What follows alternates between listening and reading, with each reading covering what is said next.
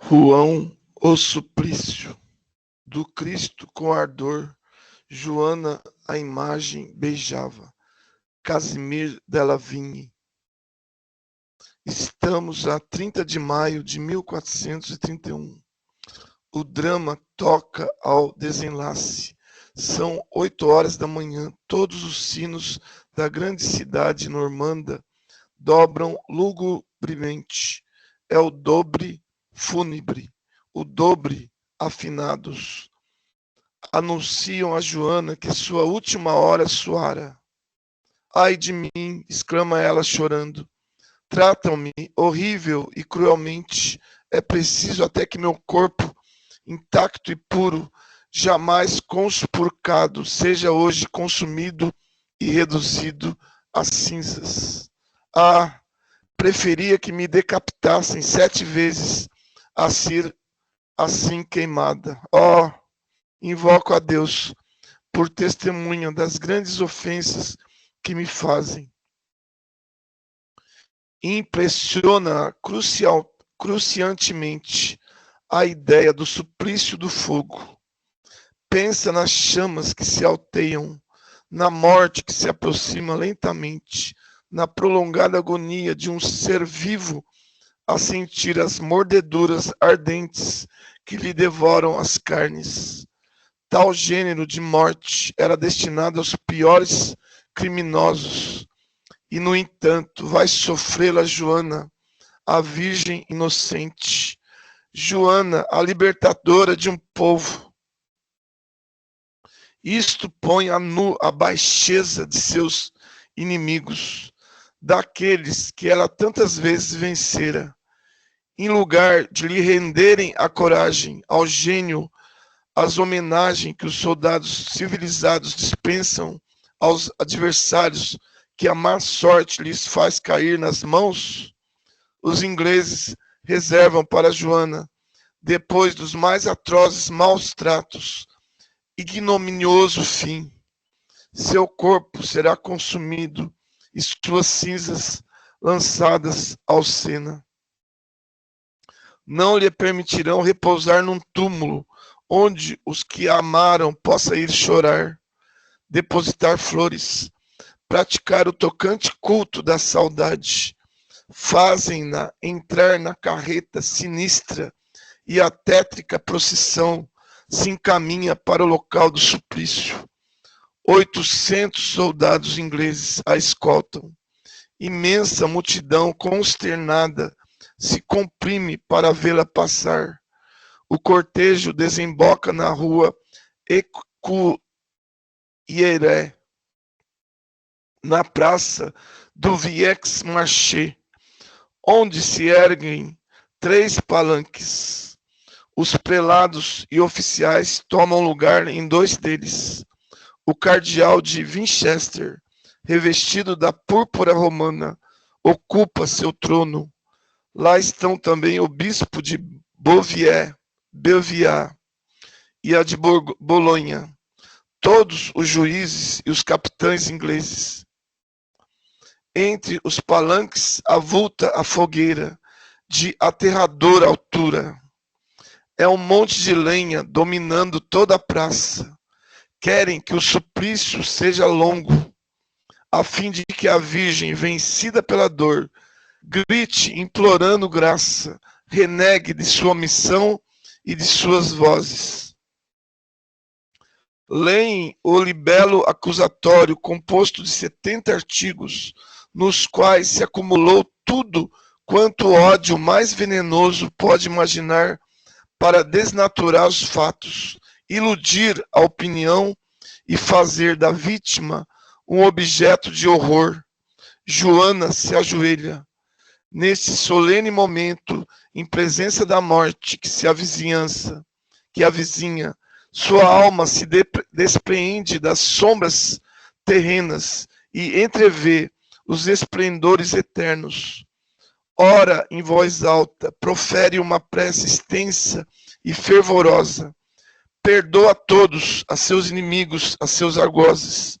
Num sublime arroubo do pensamento e do coração, reúne 2 povos enlaça dois reinos. As inflexões de sua voz emocionam vivamente a multidão.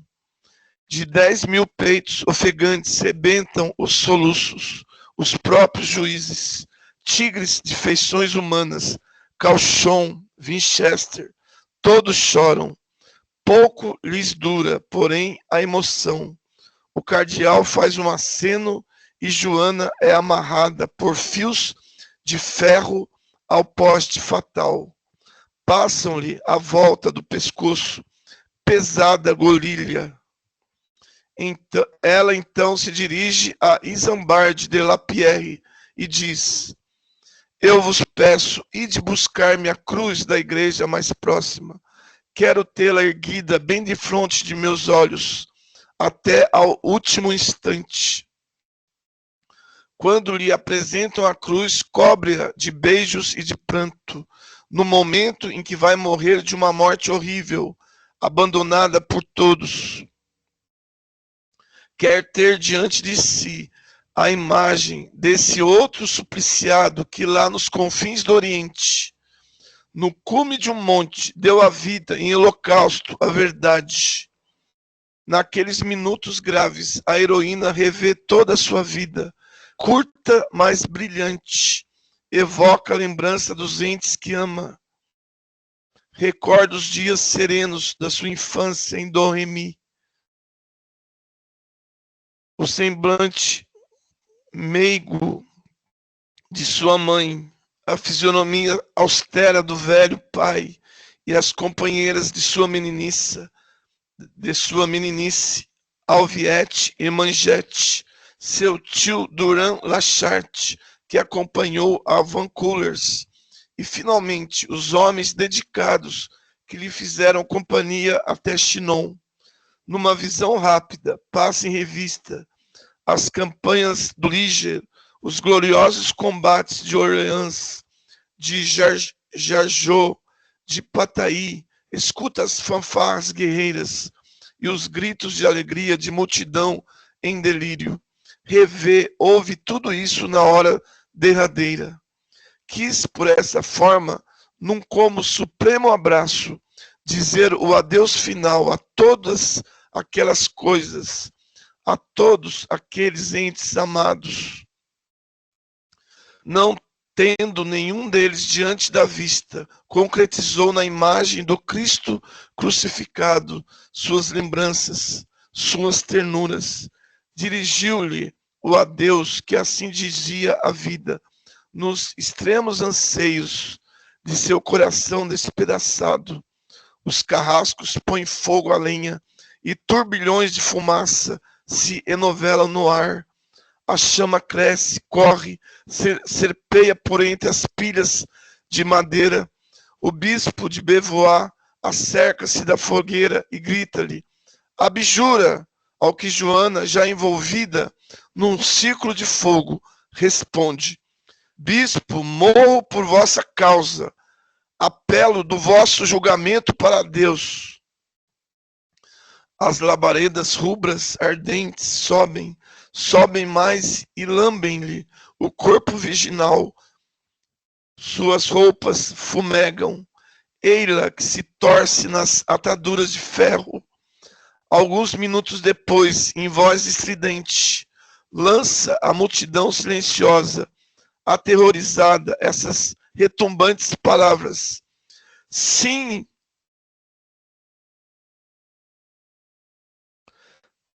Minhas vozes vinham do alto.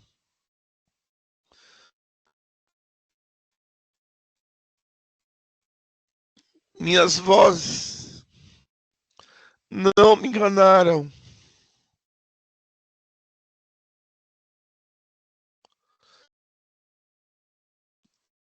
Minhas revelações eram de Deus. Tudo que filo por ordem de Deus. Suas vestes incendiadas se tornam uma das centelhas da imensa pira. Ecoa um grito sufocado, supremo apelo da Mártir de Rouen ao mártir da Gólgota: Jesus! e nada mais se ouviu, além dos estalidos que o crepitar do fogo produz. Terá Joana sofrido muito? Ela própria nos assegura que não. Poderosos fluidos, diz-nos, choviam sobre mim. Por outro lado, minha vontade era tão forte que dominava a dor. Está morta a Virgem da Lorena, o espaço todo se ilumina. Ela se eleva e paira acima da terra, deixando após si um rastro luminoso. Já não é um ser material, mas um puro espírito, um ser ideal de pureza e de luz. Os céus se lhe abriram até o infinito. Legiões de espíritos radiosos vêm-lhe ao encontro ou lhe formam cortejo.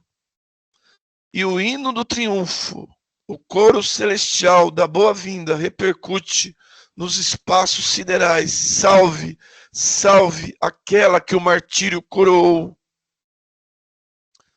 Salve tudo que pelo sacrifício conquistaste eterna glória. Joana entrou no seio de Deus. Nesse fogo inextinguível de energia, de inteligência e de amor, cujas vibrações animam o universo inteiro, muito tempo permaneceu mergulhada nele. Afinal, um dia saiu de lá mais radiante, mais bela, preparada para missões de outra ordem, nas quais adiante falaremos. Deus, em recompensa, lhe deu autoridade sobre suas irmãs do céu. Concentremo-nos, saudemos a nobre figura de Virgem, a jovem de imenso coração, que tendo salvado a França, pela França, morreu antes dos 20 anos. Sua vida resplandece como celeste raio de luz na temerosa noite da Idade Média, com sua fé vigorosa, com sua confiança em Deus, veio trazer aos homens a coragem e a energia necessárias a transpor 1000 obstáculos, veio trazer à França traída, agonizante, a salvação e o renascimento. Por paga de tanta abnegação heróica, horror, só colheu mágoas, humilhações, perfídias, e como coroamento de sua breve, porém maravilhosa carreira, uma paixão e uma morte tão dolorosa como iguais só houve as do Cristo. O pai de Joana, ferido no coração pela notícia do martírio da filha, morreu subitamente. Acompanhou de perto ao túmulo o mais velho dos filhos. A mãe da Virgem imolada continuou a viver, tendo por único objetivo nesse mundo instar com persistência pela revisão do processo. Em vão, durante muito tempo, deu passos sobre passos, dirigiu petições sobre petições ao rei e ao papa. Em 1449, quando Carlos VII fez sua entrada em Rouen, sorriu-lhe uma esperança, mas o pontífice Nicolau V lhe respondeu com evasivas e o rei se manteve couraçado na ingratidão. Em 1455, com Calixto III, foi mais bem sucedida, por isso que todo o povo francês lhe apoiava as reclamações. A corte se viu constrangida a dar ouvidos à voz pública. Fizeram compreender ao rei que sua honra estava manchada pela heresia que servira de pretexto à morte da heroína. Assim, a reabilitação se efetuou muito mais no interesse da coroa da França do que em homenagem à memória de Joana. Presentemente, a Igreja se apresta para explorar sua vítima de outros tempos. Em todas as épocas, Joana andou sacrificada aos interesses de casta e de partido, Há, porém, milhares de almas obscuras e modestas que a sabem amar com desprendimento, e atravessando o espaço, sobem-lhe os pensamentos que esse amor inspira. Muito mais a sensibiliza o culto dessas almas boas do que as pomposas manifestações organizadas para glorificá-la. Esses pensamentos amorosos é que lhe dão a verdadeira alegria e a mais grata recompensa, conforme Nolo afirmou mais de uma vez na intimidade das nossas reuniões de estudos. Por largo tempo, Joana esteve desconhecida, incompreendida, e ainda em nossos dias o é por muitos os que a admiram. Cumpre, entretanto, reconhecer a possibilidade do erro assim praticado. Efetivamente, os que a imolaram, e no meio deles havia um rei, para ocultarem da posteridade o crime que cometeram, tudo maquinaram com o fito de lhe desnaturarem o papel, amesquinharem a missão, correrem um véu sobre a sua memória.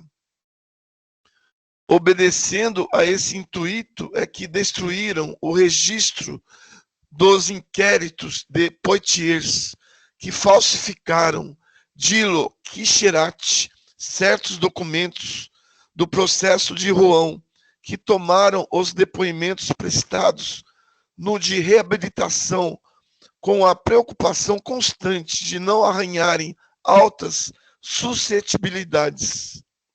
Nos processos verbais de Rouen, se diz que na manhã do suplício, em o último interrogatório a que a sujeitaram no cárcere, sem notários, sem escrivães, e só muitos dias depois, passados a escrito por Cauchon, a Virgem renegara suas vozes. É falso, ela jamais as renegou. Em dado momento, extenuada, exausta, sem forças, submeteu-se à igreja. Nisto unicamente consiste a abjuração de Saint-Ouen. Por efeito de tais perfídias, é que a memória de Joana ficou tanto tempo eclipsada. No começo do 19º século, dela tínhamos apenas uma silhueta apagada, uma lenda incompreensível, infiel. Quis, porém, a justiça imanente da história, que a verdade abrisse caminho. Das camadas populares surgiram incansáveis trabalhadores. Michelet, Henri Martin, o senador Fabre, Quicherate, sobretudo diretor da escola de Chartres, e também alguns padres.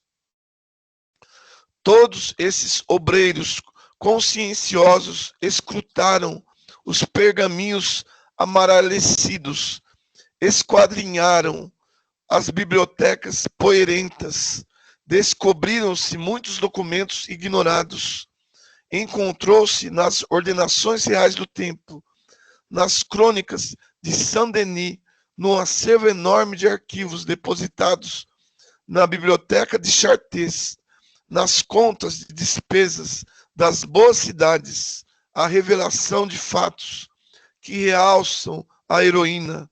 Tardou-lhes a justiça, mas foi feita refulgente, absoluta, universal. Eis porque a França moderna corre um grande dever, o de reparar, ao menos moralmente, as faltas da França antiga. Todos os olhares devem convergir para a nobre e pura imagem, para o vulto luminoso da Virgem Lorena, que é o anjo da pátria.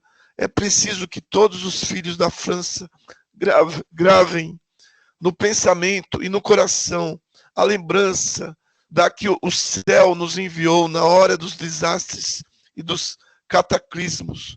É necessário que pelos tempos em fora uma interna homenagem suba àquele espírito valoroso que amou a França, até a ponto de lhe dar a vida, de perdoar sobre a fogueira todos os abandonos, todas as insídias, aquela que se ofereceu em holocausto, a salvação de um povo.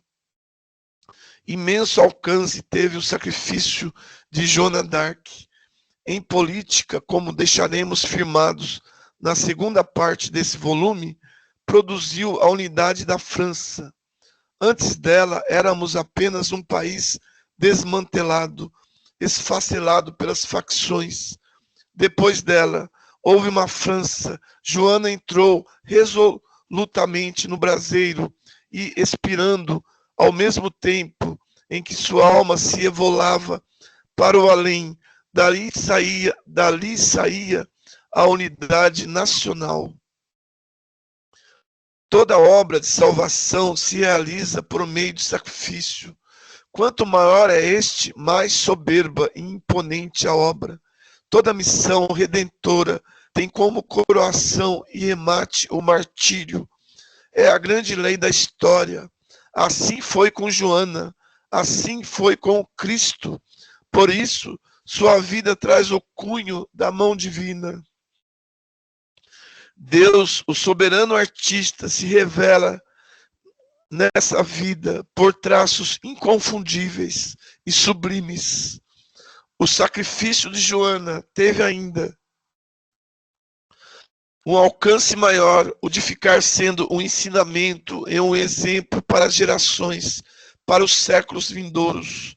Deus tem determinado propósito quando reserva tais lições à humanidade.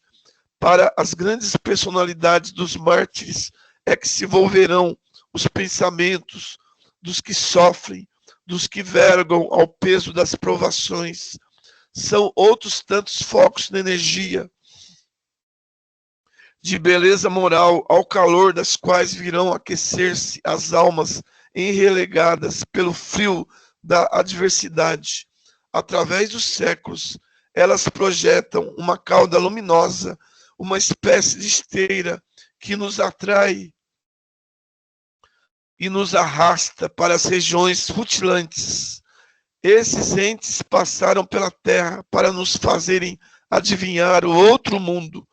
Morrendo, deram nascimento à vida e à lembrança, que deixaram assíduo o reconforto de milhões de criaturas fracas e aflitas.